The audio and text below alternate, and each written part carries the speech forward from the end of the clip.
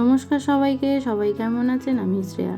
আমাদের মহোৎসবের লাস্ট দিনের কিছু মুহূর্ত। এই দিন আমাদের এখানে ধুনো পোড়ানো, গণ্ডি দেওয়া এইসব হয়। তো তার কিছু মুহূর্ত আপনাদের সাথে শেয়ার করলাম। এখানে ধুনো পোড়ানো হচ্ছে, আর একটা জেঠিমা তিনি শুয়েও ধুনো পোড়ানোর একটা পদ্ধতি আছে বা নিয়ম আছে, তিনি সেটা করেছিলেন। এখানে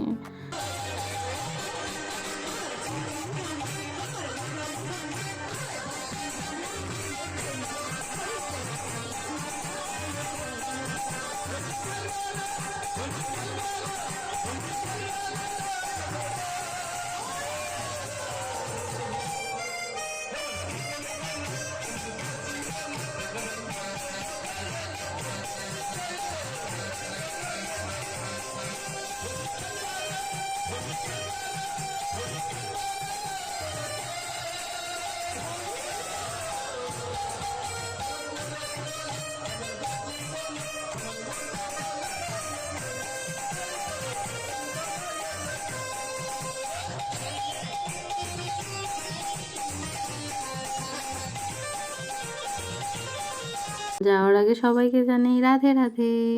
ভালো থাকবেন।